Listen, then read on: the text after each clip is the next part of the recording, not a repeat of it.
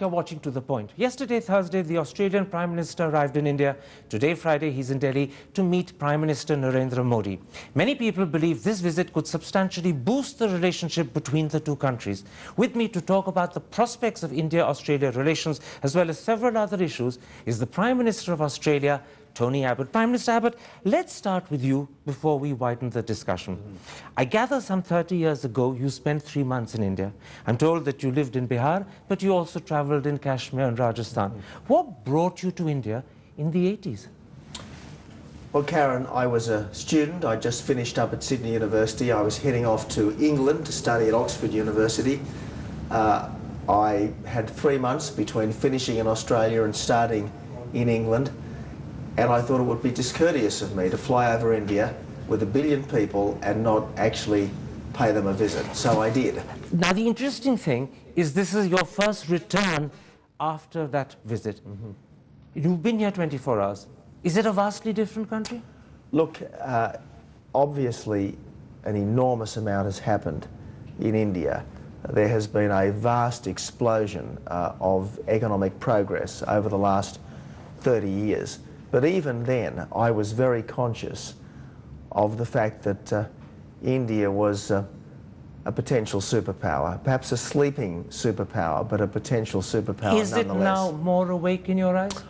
Oh, there's no doubt about that. And certainly under Prime Minister Modi, there is a palpable sense of enthusiasm and renewed confidence. And I get the impression that India's economic advance will pick up the tempo in the months and years ahead. I want very much to talk about Prime Minister Modi and how you see India's future. But first, I gather, shortly before this interview, you attended a special memorial service at India Gate for Indian soldiers who died in World War I. And I'm told that this was specially arranged at your request. I'm curious, why was this so important for you? Well, I'm very conscious, Karen, of the ties that bind. And Indian soldiers fought with Australian soldiers at Gallipoli, in Palestine, subsequently in Malaya and North Africa. We have been brothers in arms, and the least I can do under those circumstances on my first official visit to India as Prime Minister is pay my respects and honour those who fought with our people in the defence of freedom. As far as I know, you're the first Western Prime Minister to take this step. It's actually unique for India. Well, let's hope I've started a tradition. Now, I've noticed some uncanny but very interesting similarities between you and Prime Minister Modi. He talks about come make in India. You talk about Australia's open for business. Both of you stress economic diplomacy. And both of you at home talk about jobs, infrastructure and growth. Do you think that these ideological similarities could lead to some sort of closer bond between the two prime ministers? Well, I very much hope to build the relationship between our countries. Australia and India have long had a warm friendship, but it's been underdeveloped. And I want to be ambitious for this friendship, and I hope India will also be ambitious for this friendship. I think friendship with Australia is useful for India. Obviously, friendship with India is important for Australia. But I think Australia can be a helpful but also an uncomplicated friend to India. We're big enough to be useful, but we're not so big to be difficult or complicated. I'll tell you why I asked this question about the similarities between the two of you, because your papers periodically write about Mr. Modi, and it's no great secret that for many people outside India and even within India, Mr. Modi is the Prime Minister about whom people have reservations. Now, he's come to power with the first majority government India's had in 30 years. Yes. How do you, as Prime Minister of Australia, view Mr. Modi, given his past, and the very powerful government he's brought to power today? Interestingly, as Chief Minister of Gujarat, Mr. Modi visited Australia twice. He struck up some good friendships in Australia, and he has quite a cheer squad in Australia. There was tremendous enthusiasm for him and for the change of government amongst the 500,000 strong Indian community in Australia, and certainly some of my brother premiers who had met Mr. Modi were convinced that he was going to bring a real breath of fresh air to the government and to the economy of India. So 2002 and the incidents around it and the politics around it is not an issue for you or your government at all? Well, my understanding is that there have been endless inquiries into this, and Mr. Modi has always been cleared, and that's certainly good enough for me. I accept that sometimes we are presiding when terrible things happen.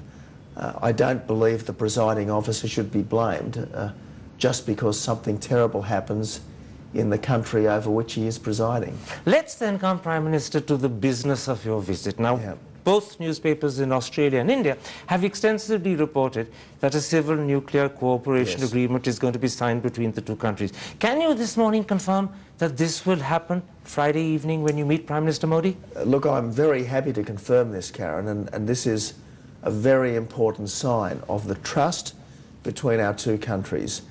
I want it to be a trusted partnership, and plainly selling uranium to India, which can take place now under this agreement, is a great sign of the trust that exists between India and Australia. You know, you talk a lot about trust. Can I therefore take it for granted that the explosive anger of your former Foreign Minister Alexander Downer, when India tested in '98 and he immediately sent home Indian Army officers studying in Australia, that is not just forgotten, but buried in the past?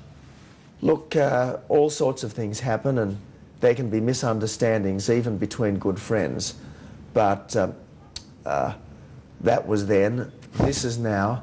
There is a very deep level of trust between Australia and India, and there's also a tremendous consciousness on our part, and I hope on India's part, of the potential in this relationship. It's that potential I want to talk about. Now, Australia has 40% of the world's known uranium reserves. Yes. India has an enormous appetite for uranium. Of course. By some assessments, India wants to acquire some 6,000 tons between today and 2020. Is there any limit to how much uranium you will sell to India? Well, the agreement that we're signing tonight permits future sales. It is not of itself a sale, but it certainly permits future sales, and I want to encourage future sales. I would like Australia to be in a position to provide India with the energy security that India will need in the years and decades to come, not just in uranium, but obviously in coal and perhaps in gas as well. As you probably know, Karen, the Adani Group is on the point of beginning a $16 billion investment in what will be the largest ever coal mine in Australia. I hope that'll start early next year. Now, if you have no problem with India buying unlimited quantities of uranium from you, India wants to set up a strategic reserve for civilian purposes. Could they largely or substantially source that from Australia? Well, that's a matter for subsequent negotiation, but certainly we are very confident that India will use Australian uranium for peaceful purposes, and that's why we're signing this agreement. Absolutely. And in principle, you have no problem with how much India wants to buy? Look, we're open for business, and that means open for business for coal, for uranium, for gas, for beef, for anything. Dairy, for wines. We are open for business. I'll come to coal and gas in a moment's time, but connected with uranium is the Indian government's desire to join the nuclear suppliers group. Are you in a position to endorse and support that wish to join the NSG? Well, I can very much understand that. I think it's appropriate for India to take its fullest possible place in the wider world, including in this area. But in the end, Australia's interest is in being a good and reliable supplier, a source of energy security. We are, after all, Karen, potentially one of the world's energy superpowers, and we are only too happy to be a source of energy security for India. Does that mean that you will support India's claim to join the NSG? Well, this is a matter for India, but the fact that we are signing this nuclear cooperation agreement with India means that we think it is a first-class international citizen and is entitled to membership of all of the various clubs that go with that. That therefore includes the Australia Group, the Wassenaar Agreement, the MTCR as well. Well, I'm not going to get into all these levels of detail, but just to say this, India is an exemplary international citizen, has been scrupulous in observing international law to the last dotted I and crossed T, and Australia supports India. Now, it's not just uranium, as you pointed out yourself. India is a substantial importer of coal from your country. Your High Commissioner is hoping that in years to come, India will also import Australian LNG. Yeah. Do you believe that energy is one of those links that can bind the two economies together as you look down the decades? India is going to need to provide for a much higher standard of living for its people and very expanded economic growth in the decades to come. And Australia certainly stands ready to be India's trusted partner in this area. We have hundreds and hundreds of years of coal reserves. We will shortly be the world's largest exporter of LNG. As you say, we've got an abundance of uncommitted uranium. So yes, if we can be an energy bridge to India, so much the better for us, so much the better for the Indian people. Now, a second issue of great importance to the Indian government and to Mr. Modi in particular is skill development and, of course, education. Yeah. Now, your papers have said that this is an area where Australian firms can benefit from the Modi government. So let me ask you bluntly, where do you think, in terms of skill development and tertiary education, Australia can actually help Mr. Modi fulfill his ambitions for this country? Well, as you probably know, Karen, there's about 40,000 Indian students in Australia in any one year. India, in some years, is our largest source of overseas students. Some ultimately become splendid migrants to Australia, but the vast majority go back to India, well-trained, well-prepared, highly specialised, and this has got to be a very important human resource for the Indian economy. The other thing that has been happening quite particularly on this trip of mine is that major educational institutions in Australia have been signing MOUs with their Indian counterparts To set up here? To set up here, so that rather than doing a full degree in Australia, students will be able to do at least part of their studies here in India before going to Australia. Now, Australia has a whole range of vocational courses for its own people, for people who come from abroad to Australia. What do you believe are the strengths in terms of vocational training that can fit in best with India's plans and needs for development? Where do you think you have skills that we need? Well, a couple of the areas which have been raised with me, water management. India has plenty of water, but managing it is a challenge.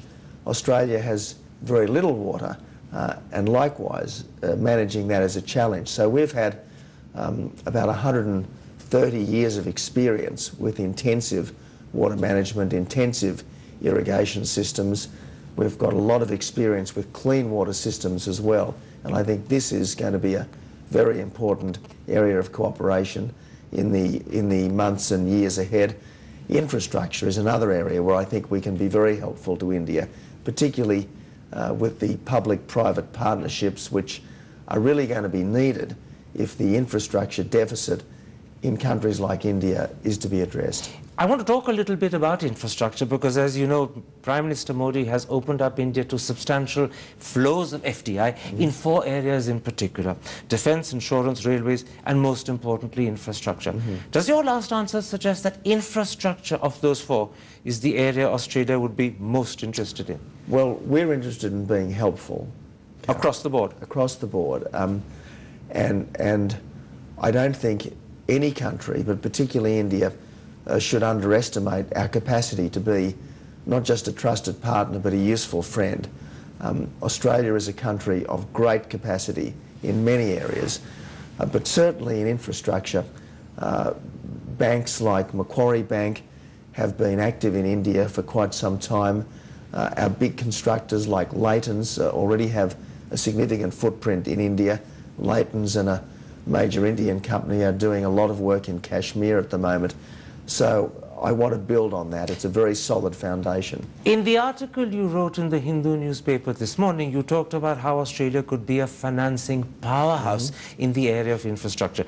It's a very catchy phrase, but can you spell out a little bit more what you mean? Well, we have a very large pool of superannuation savings in Australia, something like $2 trillion in superannuation savings.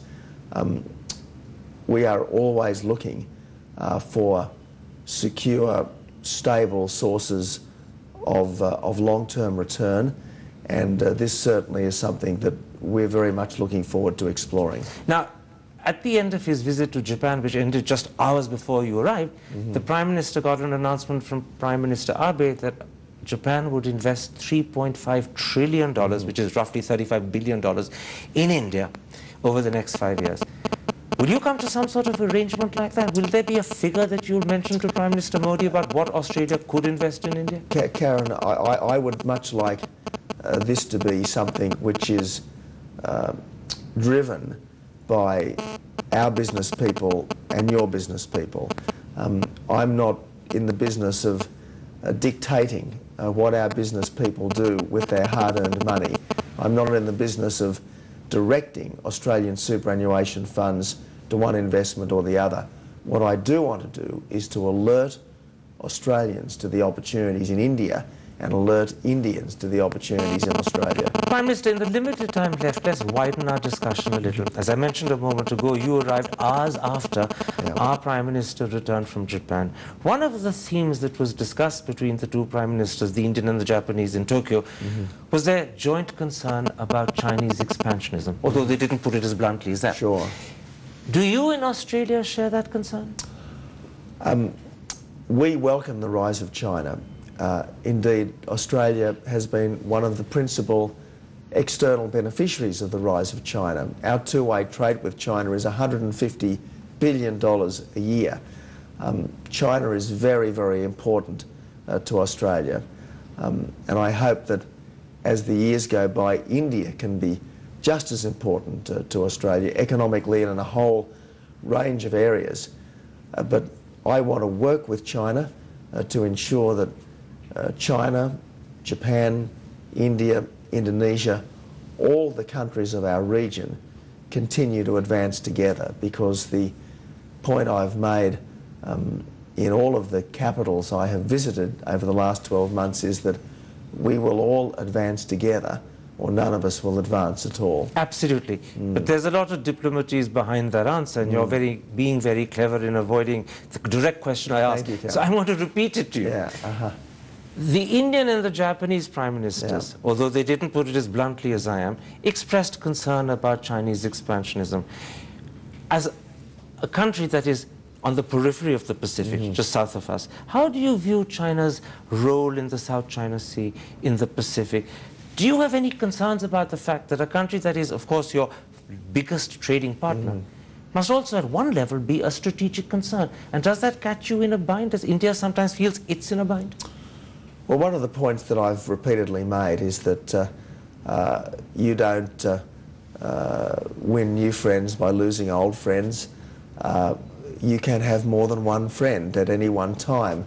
That's why I don't see a stronger relationship with India as in any way a problem for our relationship with China.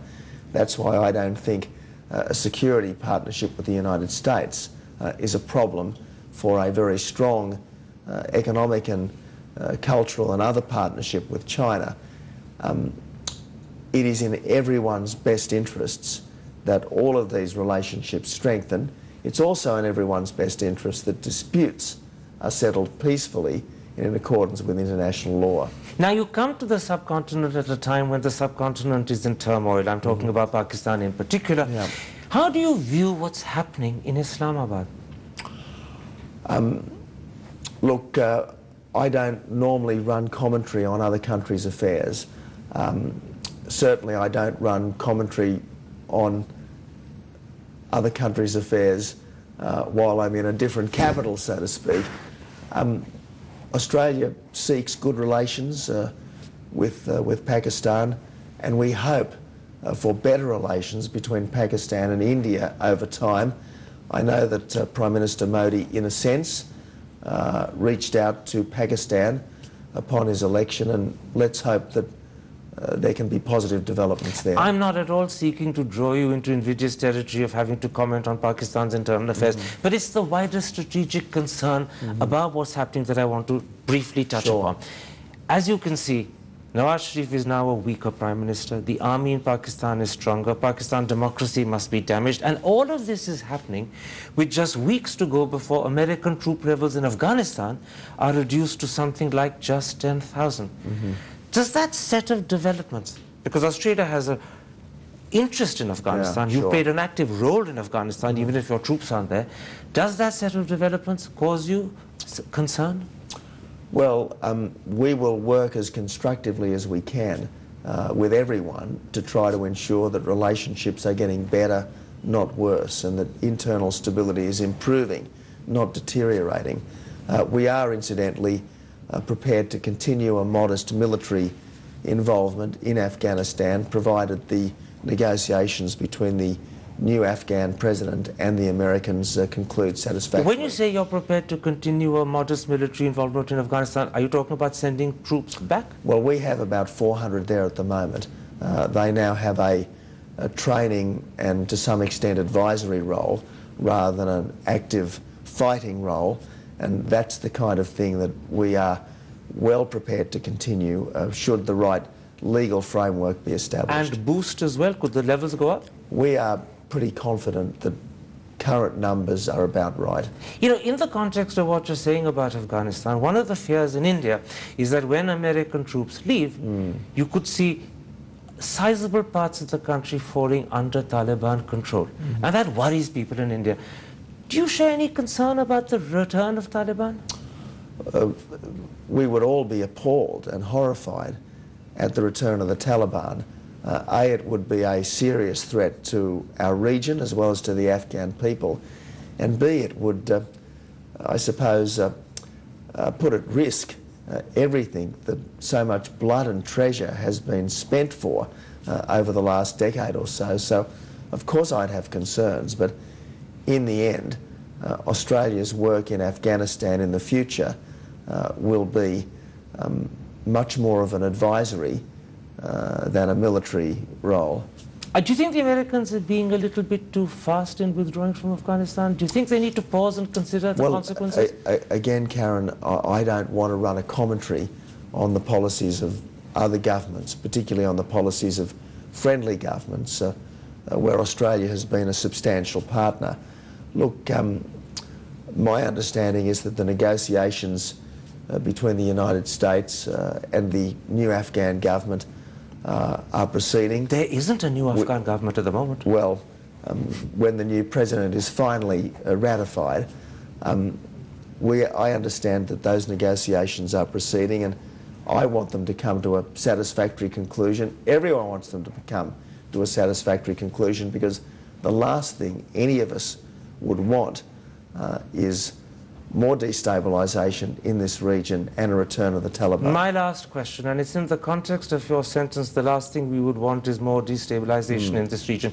How do you, as Prime Minister of Australia, view the rise of ISIS, now called the Islamic State, and the fact that it dominates large swathes of both Iraq and Syria and threatens many of the other countries in that region? How do you view this development? Well, Karen, I don't call it Islamic State, because it's not a state. It's a death cult. It is a death cult. It's a phenomenon unparalleled in modern times. A group of people of increasing power who do evil, not in secret but in public. As soon as another atrocity is committed, they wish to broadcast it on the internet. So this is an extraordinary and abhorrent development, and we're obviously talking to our friends about what is best done to help. What I want to stress, though, Karen, is that the last thing anyone wants to do is to revisit 2003 in 2014, and anything that the Americans, the French, the British, the Canadians, or indeed the Australians. Anything that is done in that part of the world will be done with the support of the Iraqi government. My last question, you come to India on a day when al-Zawahiri, the new head of Al-Qaeda, has issued a 55-minute video threatening not just this region, but specifically the Indian states of Assam, Gujarat, Kashmir, the Indian city of Ahmedabad, which is in fact the capital of Mr. Modi's Gujarat state. Is this an issue that you'll discuss with him? I would be surprised if security issues of this sort don't come up. And Australia and India have good counter-terrorism cooperation, and I suspect that will strengthen in the years ahead. Prime Minister Abbot, a pleasure talking to you. Thank you, Karen. Thank you so much.